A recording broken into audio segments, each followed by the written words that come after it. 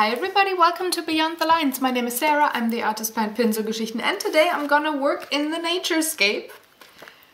And it's time for another 3-color challenge. As it says in the video name, I'm going to use 3 pencils that Daniel chose for me quite a while ago in a blindfolded fashion. I will give you, so there's 3 palettes in here. Please choose 1 pencil from each palette, and please no throwing around. These are very expensive pencils and I don't want the lead to break. 1 pencil from 1 tray. Close your eyes, otherwise you'll see the colors already. Okay, number 1. I'm gonna put it here. Come on, hold it. Here's the tray. No, you gotta pick it. Don't just, not showing somewhere with your thick fingers. Please. This is such an adventure with him.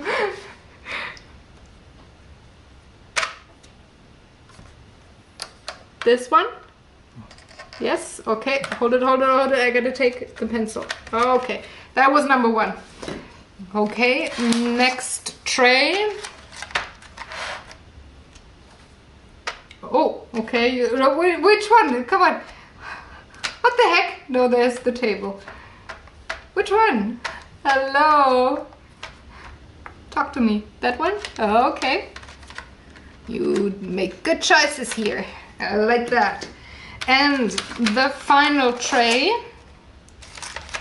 is this one here. So please choose a color.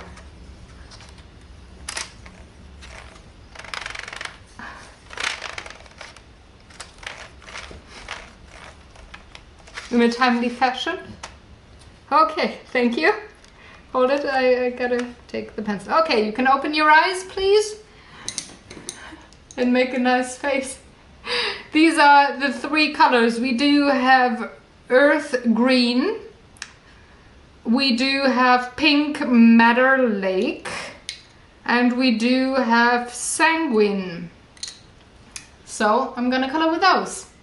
And I'm going to make this page here. I'm gonna color it and I'm gonna tell you all about how I like to combine colors that maybe do not fit together super well in the first, or on the first glance, and how to make them work and how to get a little bit of contrast and interest on your artwork with very, very few colors that are nowhere in the same part of the color wheel, let's put it this way. So enjoy!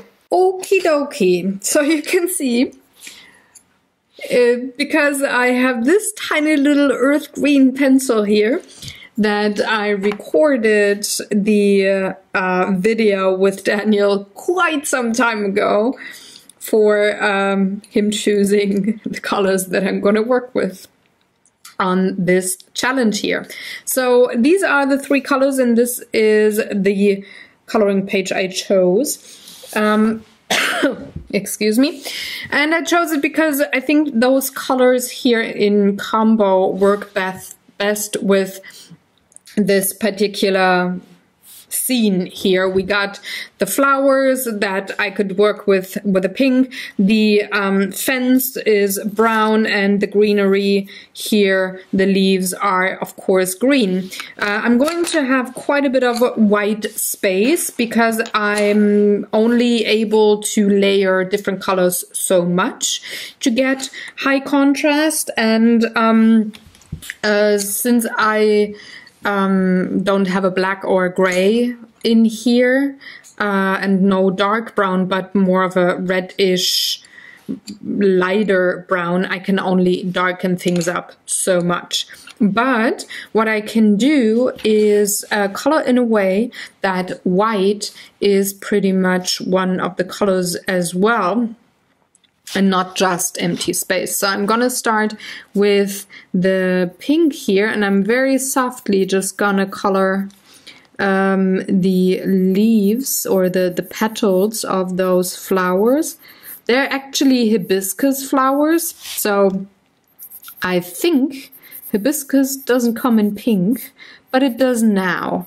And that is something in artwork that I enjoy a lot. You can take nature and reality and real life and such as a reference, but you are not bound to use exactly those color schemes, and nothing else can work, you know? So I'm pretty much able to cross hibiscus with, say, a cherry blossom now. So I'm coloring it in the colors of a cherry blossom, but the shape definitely is a hibiscus. And this is something that I like to do every so often. Just really limit my color palette and, well, sorry, coloring in a way, or using color in a way that it's maybe not supposed to with the object that I'm drawing or painting or coloring. It's, yeah, I sometimes really like to use that for an exercise or just to freshen something up. I do like traditional colors for certain things, say Christmas, of course, the green and red, I like that a lot, but I also do like to change things up once in a while and bring in colors that are maybe not associated with a certain topic of coloring or of painting or whatever. So just working with the line work that is given to me by the illustrator here. I'm just gonna bring a bit of a darker tone, so a medium heavy hand towards the center of the flower, just to give it a bit of depth. And it's just one pencil that I'm working with. It's sometimes you just really gotta be brave and work with what you got for one. And, well, work with the intensity and the color placement. So intensity meaning how many layers of the same color do I lay down, and placement means where do I put that color? Where am I a little more intense with the colors and where am I really soft? And how to and use that as a way to build contrast and depth and such with, well, just one pencil. It is easiest, I think, to learn that or to practice that with just a graphite pencil.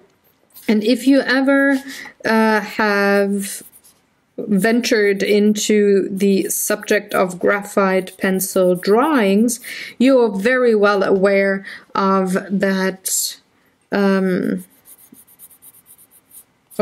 tool that is layering, and by that darkening things up, increasing contrast, and creating interest and depth on your drawing. The same principle applies here when you work with a limited color palette. Ooh, it's more like this. And now I need an eraser because I went out of the pedal and I don't like it. I'm not always bothered by that, but in this case I am. So let's erase.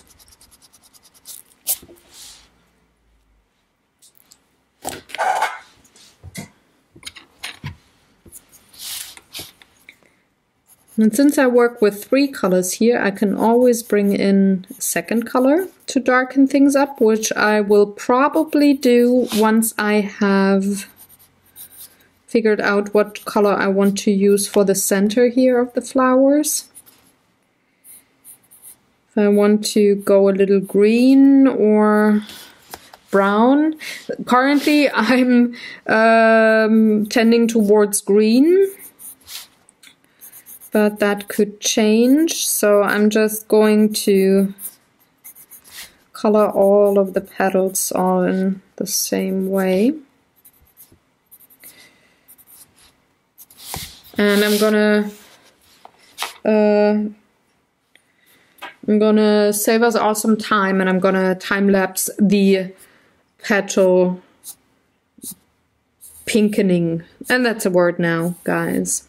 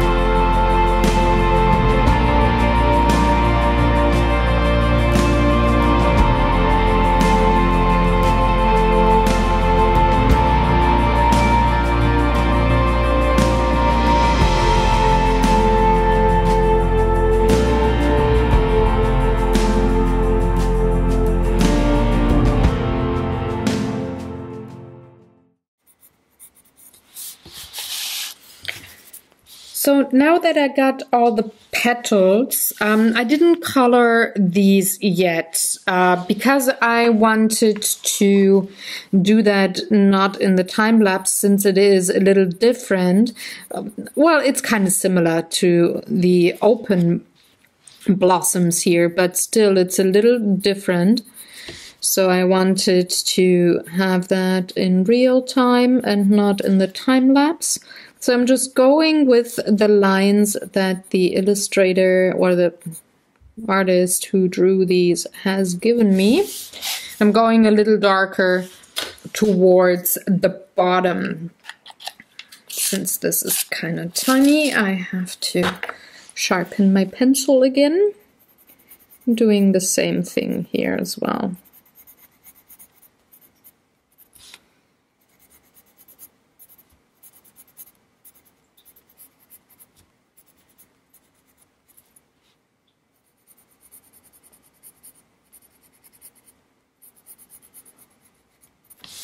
There we go, just a bit. All right, now I can go on with the center of the flowers, and I think I'm going to stay with the first idea I had, and that is a bit of that earthy green here. Going to bring that in.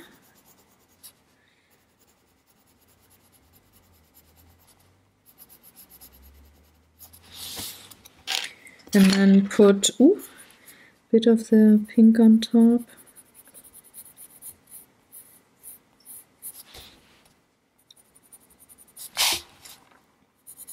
Just on the lower part.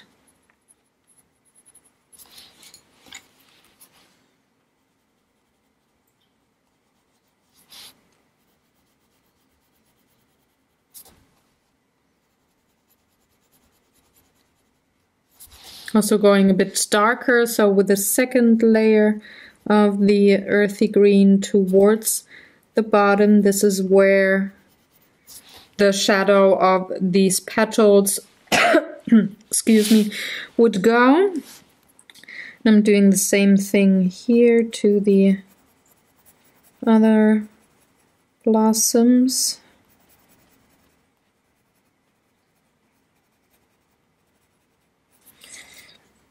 Also leaving a little bit of white there already. So the white space is not going to be just in the sky, but I'm going to repeat it throughout the coloring parts. So in the petal there's white, and now here in the center stem part, or the upper thing here, is white. So I'm going to leave it at that. So white is pretty much a color now, and I'm not gonna handle white as I usually do, which is the physical look at white, which is a non-color because it is all the colors, and black also not being a color because it is no color. So when you go about it with physics, the absence or the existence of light, this is white and black, but I'm not gonna handle it like that today because I need a highlight color, and that is how I like to make it happen. Just pretend that white is not just a lot of light, but it actually is a color.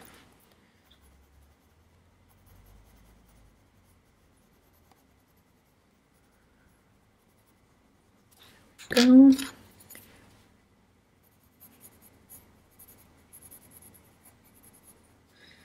I'm bringing in a little pink towards the stem here, because it sounds kind of weird, but when you have something very light, say snow, for example, there you probably have seen it most likely, at least if you live in a region or have been in a region where it had snowed. Light surfaces take on colors from their surroundings when light, so sunlight for example, hits them. And that means that here there's a little pink that will bounce off the petals into the stem area on these very light white parts. That is why I bring in just a smidge of the pink into the center stem here too. And oh, we've got some more. Forgot this one here.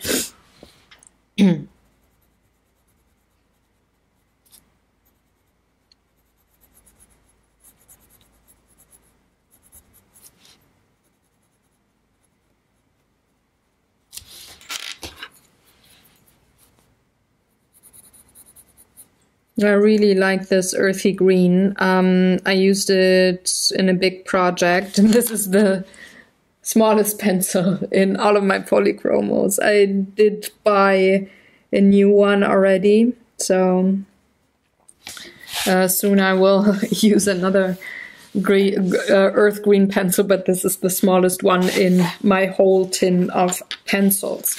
Now that I have the blossoms, I can go on to the stems and the leaves, and I'm just going to color them with a light touch, just this earthy green solid pretty much, and then I'm going to go in with a medium heavy hand and I'm going to shade with the same color. So I'm going section by section, say here. This has to be a bit darker, and also here.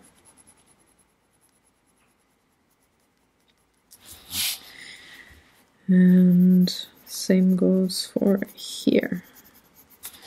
And this is how I, well, can shade something with just one pencil. It's again the same thing like I did here in the center of the blossoms, just put another layer on it and give it a medium heavy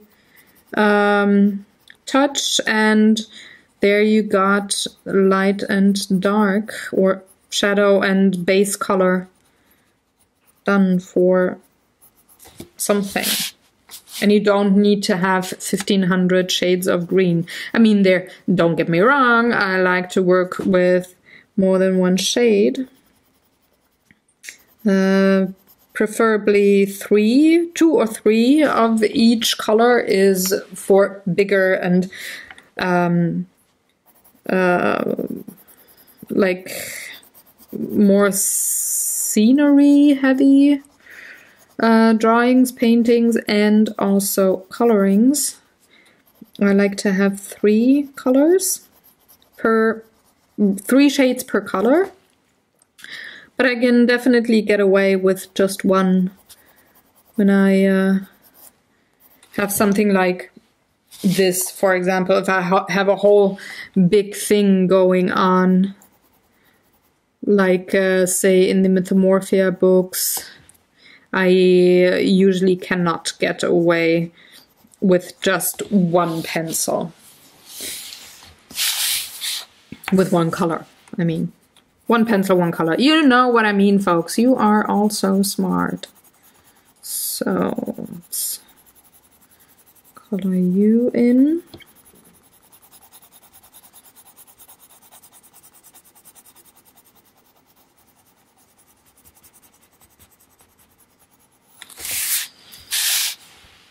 And then shade you. These 3 colors that Daniel picked, especially the pink and the green, they work perfect together. One of them being more of a desaturated type, aka the green, and the other one being a very bright, almost loud kind of shade, being the pink here. So they complement each other just by the way they work with each other on the color wheel, being warm color, cold color, being saturated, desaturated. They work very well together. They contrast and complement each other. The sanguine that I'm going to use later is a little more tricky. It is also a warm color, but it has a lot of red in there that the other 2 colors don't have, meaning warm red, because the pink here is actually more on the cooler part of the spectrum. So that is going to be a little more difficult. So bringing in here,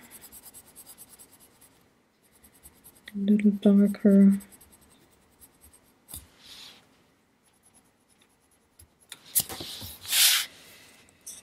And I'm going to do the same thing to the rest of the leaves and the stems, just like I did with these here. Again, to save us all some time, I'm going to time-lapse this part. It's going to be exactly the same thing as I did so far.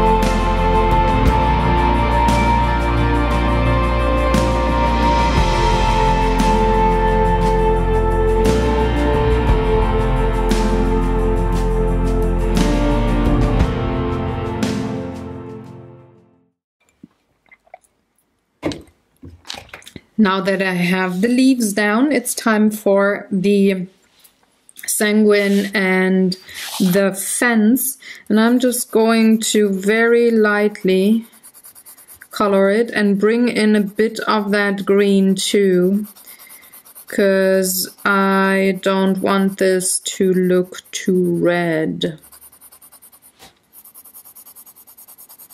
So I'm just, with a very light touch, putting down a layer of the sanguine.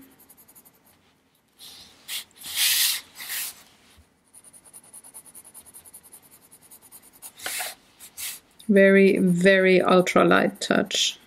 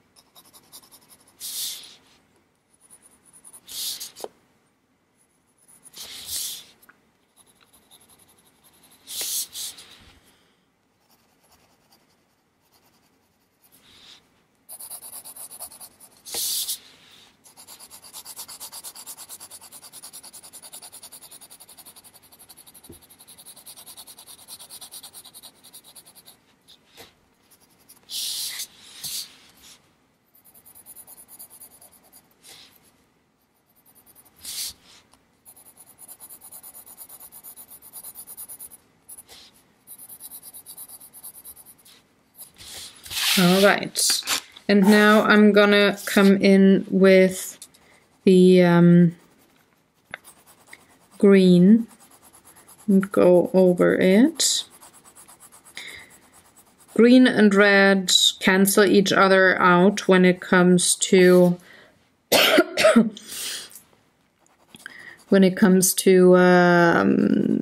being the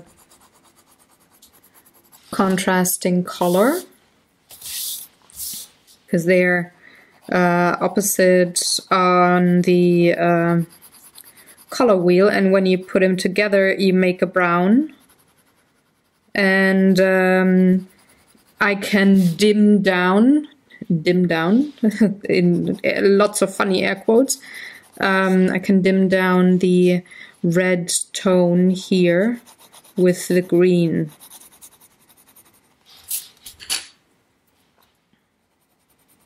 I'm going to add a few more layers on the parts where I want a bit more shadow and a little heavier of a pigment, and all the rest I'm gonna keep rather light.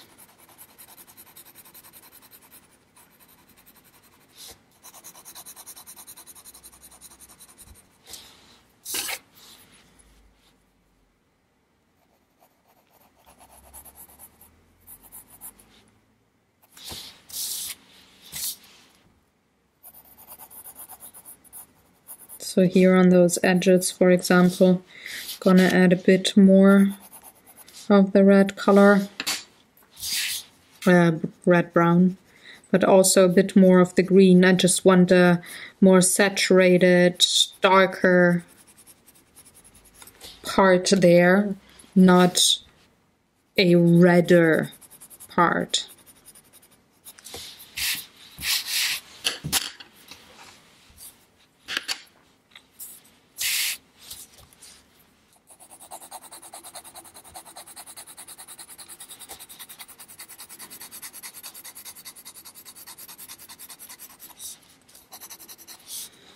So this is pretty much some old wood that has some moss on it or something. This is how you could see the color combo here.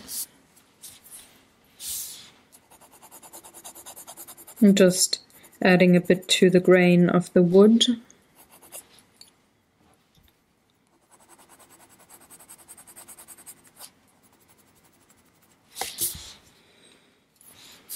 Would I be able to choose any color here?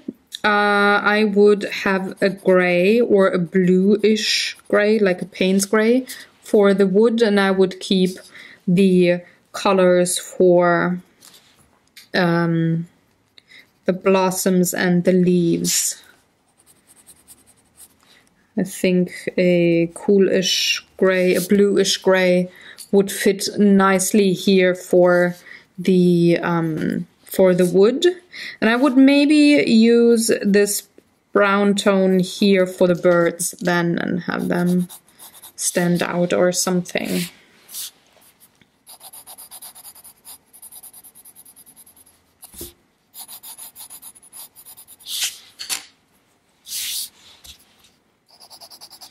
But that is not possible with these color challenges here,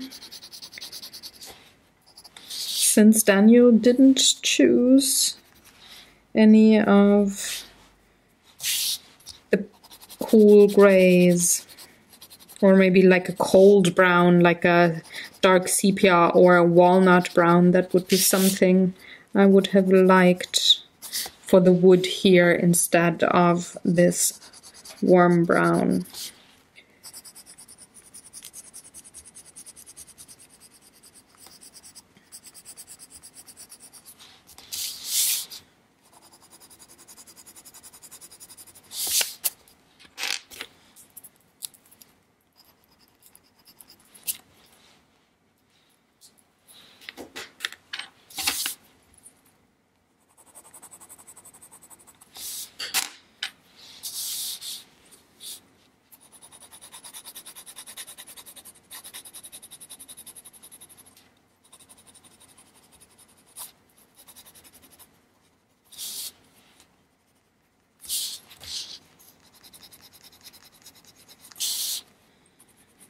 You can see here on this lower part, it hypes or it adds to the contrast when I have the green on top of the brown instead of just this brown. Because, well, green is opposite of the reds, and even the cool red, it's still a red, so it adds to contrast if I have green behind, or a greenish wood behind these flower petals here.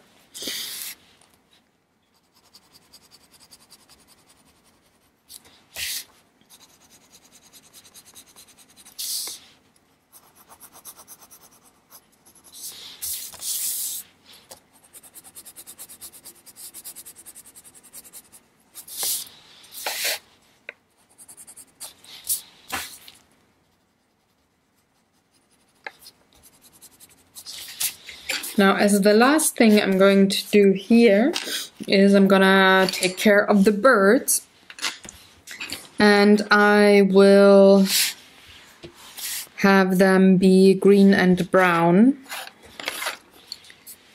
So for one, the feet here, or the legs, will get a green and a bit of a brown.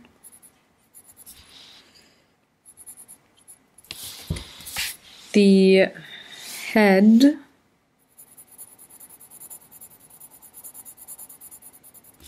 will be brown.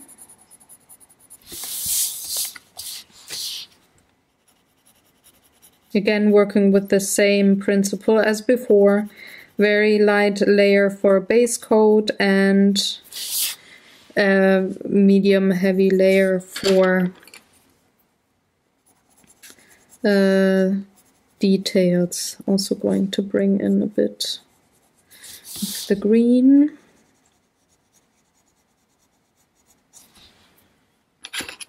Especially here for the beak. Sorry. Whew. Now top feathers will be brown, this will be brown. To see, okay.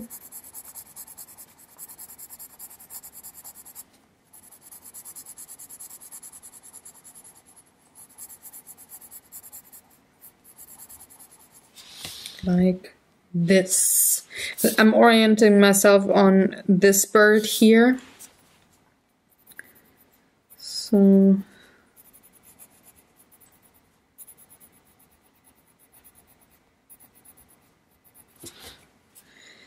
just having parts of the feathers here colored with the second layer of the brown, just to have some interest.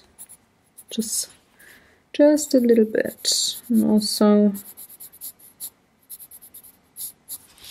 down here. And then I'm going to bring in a bit of the green up here.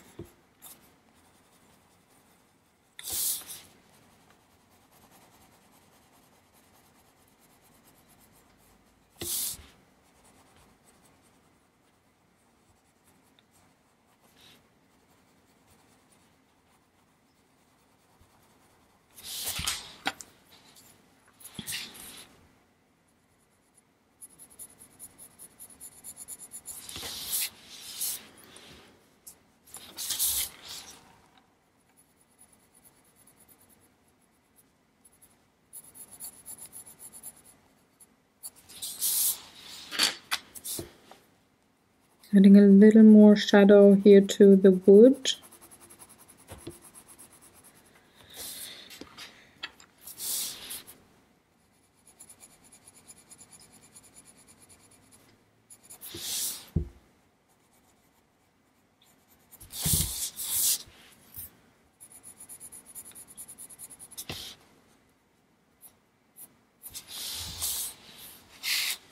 And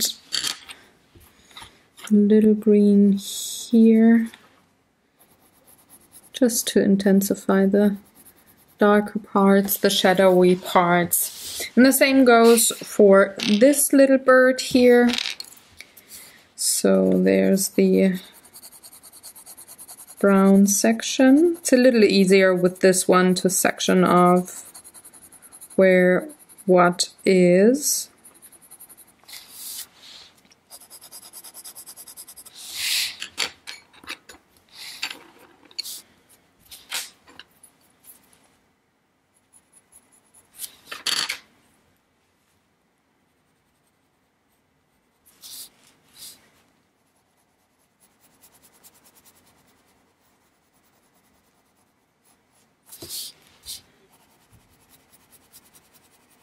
I'm just going with the lightest touch of the green here and a little heavier here on the legs.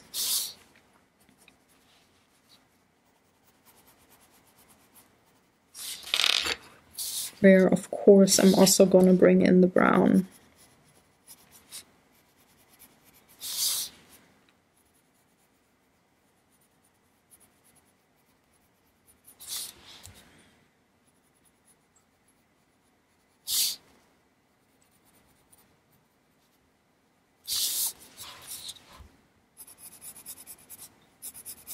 And a little more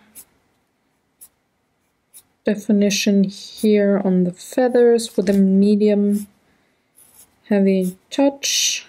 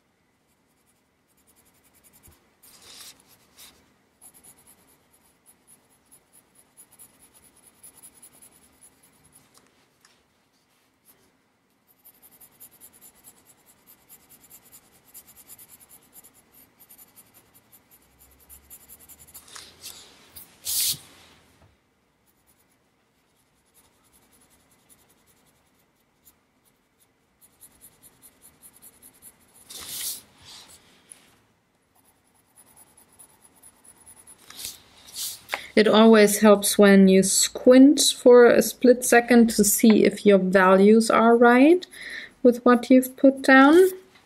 And I'm almost there. Just a little more here. And a little more here.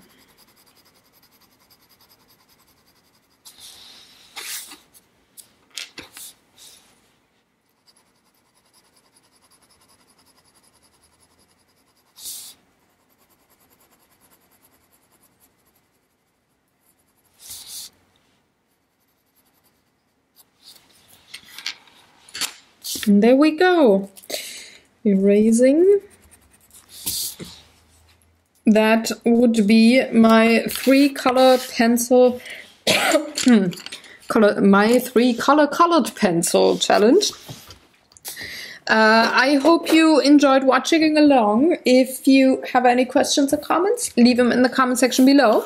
Next week I'm going to be back in the Outlander coloring book, and I'm going to have a special thing going on. And you can, well, join next week and see what I'm going to talk about. I hope you have a wonderful rest of the week. Thank you very much for watching. If you're new to the channel and like these kinds of videos, please subscribe and hit the bell button so that you're notified whenever I release a new video. And I will see you very, very soon on another video on this channel. Have fun, folks. Again, thanks for watching. Bye-bye.